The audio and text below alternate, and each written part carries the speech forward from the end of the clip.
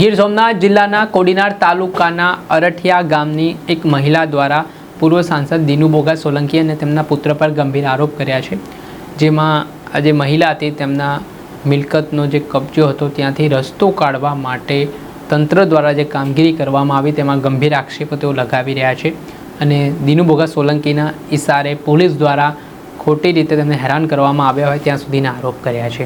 આ મામલે તેમણે વડગામના ધારાસભ્ય જિગ્નેશ મેવાણીને પત્ર લખ્યો છે। શું સમગ્ર મામલો છે, વિગતે વાત કરીએ।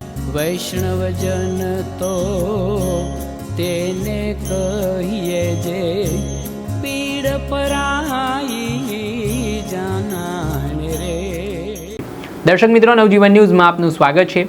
વાત કરીએ તો ગીર સોમનાથના કોડીનાર તાલુકાના અરઠિયા ગામમાં હાલ જે મહિલા છે સકરુબેન નામના, તેઓ પોતાના પરિવાર સાથે રહે છે ને તેમના ભોગવટાની જે મિલકત આવેલી છે ત્યાંથી એક રસ્તો છે તે પૂર્વ સાંસદને પસાર કરવાનો છે, પરંતુ આ ઘર અડચણરૂપ બની રહ્યો છે ત્યારે એ તંત્ર દ્વારા તોડી પાડવામાં આવ્યો, જેમાં મહિલાનો આક્ષેપ છે કે દિનુ બોગા સોલંકીના માણસો દ્વારા ખોટી રીતે પોલીસ સ્ટેશનમાં અરજી કરવામાં આવી, ત્યારબાદ માનસિક ત્રાસ આપવામાં આવ્યો, ધાકધમકી આપવામાં આવી અને તેમની મિલકત હતી તેમના ભોગવટાની તેને તોડી પાડવામાં આવીને માર મારવામાં આવ્યો। આ ઘટનાને લઈને વિવાદ વકર્યો છે।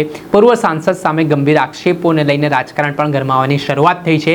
આ મામલાને લઈને વડગામના કોંગ્રેસના ધારાસભ્ય જિગ્નેશ મેવાણીને પણ હાલ જે પીડિત મહિલા છે તેમના દ્વારા પત્ર લખવામાં આવ્યો છે અને ન્યાયની માંગ કરવામાં આવી છે, જે પત્રમાં તેમણે મુદ્દાસર સમગ્ર ઘટનાને લઈને વાત કરી છે અને ન્યાય અપાવવા માટેની તેમણે વાત કરી છે અને સ્થાનિક કોડીનાર પોલીસ સામે પણ તેમણે ગંભીર આરોપો કરવાની શરૂઆત કરી છે। આ મામલે જે પત્રમાં જે છેલ્લી લાઈન લખવામાં આવી છે તેમાં તેઓ કહી રહ્યા છે કે પૂર્વ સાંસદ દિનુ બોગા સોલંકીના પરિવારો અરઠિયા ગામના સર્વે નંબર 45 પૈકીવાળી જમીનમાં આવેલ માઇનિંગ લીઝમાં અંદાજે 55 કરોડનો દંડ થયેલ છે, ત્યારે સરકાર શ્રી થઈ ગયેલ છે છતાં પણ ખાડાઓમાં ગેરકાયદેસર રીતે પીજીવીસીએલનો પોલ ઊભા કરી માઇનિંગ લીઝના ખાડામાંથી પાણી લેવા માટે ટ્રાન્સફોર્મ મુકાવી તે અરઠિયા ગામના ગૌચરની સરકારી જમીન પંચાયત વિભાગના તળાવના જમીનોમાં ગેરકાયદેસર આંબાના બગીચાઓ બનાવવા માટે પાણી લઈ જવા માંગે છે અને ગેરકાયદેસર કામગીરી કરી અમારી જમીનમાં ગેરકાયદેસર વીજ પોલ કરવા માંગતા હોવાથી આ આખો બનાવ બન્યો હોય તેવી વાત છે તે પીડિત મહિલાએ લગાવી છે। પહેલાં તો સાંભળો શું કહી રહ્યા છે આક્ષેપ કરતા મહિલા। કોળી સમાજની દીકરી સૌ ને દિનુ બોગાના માણસો, દિનુ બોગાનો દીકરો જસપાલ, દિનુ બોગાના પોલીસો એટલા મોકલી દિનુ બોગાના કહેવાથી મારી માથે હુમલો કર્યો છે। અટાણે મારી 55 વર્ષની ઉંમર છે, મારો દીકરો એક સુરત છે, મારો આદમી ગાંડો છે, એક મારો દીકરો ઘેર છે, મારો દીકરો નતો મને બાયું પોલીસવાળા લેડીઝો બધાય ફગોળિયા અમારી દીકરાની વહુ ને અમને બધાને ફગોળિયા કરવા માંડ્યા ને એ હસપાલ દિનુ બોગાનો છોકરો જસપાલ એને મને પકડીને ઘા કરી દીધી। પછી મને કોઈ ભાન રહી નથી, પછી મને માથામાં લાગી ગયું એટલે હું બેભાન થઈ, મને પગમાં લાગ્યું, એ પણ મને કાંઈ ભાર નથી, મારી દીકરી દીકરા છે। પોલીસવાળાનો એટલો બધો ત્રાસ। સરકાર તમે અમારી મા બાપ છો, જરાક ગરીબનો આમું છો, અમારે અમે વિનંતી તમને કરીએ છીએ કે અમારા ગરીબ આમું છો અને અમારી ગરીબની જરાક તમે અરજી સાંભળો। કોળી સમાજના ધારાસભ્ય છો, અમારા કોળીની દીકરીના તમે આ રીતના થોડીક સાંભળો અમારા ગરીબ માણસોની, તો એટલે અમારી વિનંતી છે। આ મોટા માણસો આવીને અમારા ગરીબ માણસ માથે હુમલા કરી જાય, 50-60 વર્ષની ઉંમરે, એ કોઈ વાજબી નથી। ધારાસભ્ય અને કોળીના ધારાસભ્યને બધાને હું વિનંતી કરું છું કે આનું તમે કામ કરો હવે ને અમારી જમીન લૂંટી લે।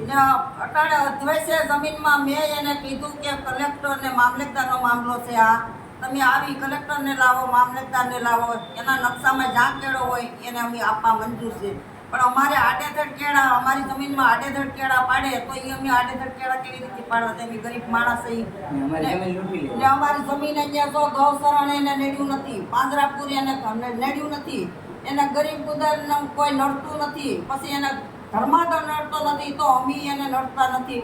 અમારી એટલી જમીન લેવા માંગે છે, અહીંયા જો પાંજરાપુર લઈ લીધું, પછી ગૌશરણ લઈ લીધું, પછી સિસાઈ લઈ લીધી ને હવે અમારી જમીનમાં હાથ નાખવા આવે છે। અમારે 100 વર્ષ પહેલાનો કબજો છે, અમારે માલિકામાં છે, અમને માલિક કોઈ કાંઈ કહેતા નથી। આ દિનુ બોગાને અમારી જમીન લેવાની છે। દિનુ બોગા જમીન હાટું થાય એના માણસોને મોકલે, પોલીસવાળાને મોકલે, એના ભેગી લેડીઝોને મોકલે ને અમને મારકૂટ કરાવે છે ને એનો આધાર તો મારી માથે હુમલો કર્યો એનો ખુદ દીકરો જસપાલ। જી આપણે સાંભળતા કોળી સમાજના આ પીડિત મહિલા હતા, તેમણે ન્યાયની માંગ કરી છે, ગુહાર લગાવી છે અને જે રીતે તેમને ભોગવટાની જે મિલકત હતી ત્યાં જે તોડી પાડવામાં આવીને રસ્તો બનાવવાનો આખું જે ષડયંત્ર ચાલી રહ્યું છે તેને આક્ષેપ કરતા રાજકારણ ગરમાયું છે. દર્શક મિત્ર, આવા જ નવા વિડીયો સાથે આપણે માહિતગાર કરતા રહીશું. એટલે નવજીવન ન્યૂઝ જોતા રહો, લાઇક કરો, શેર કરો.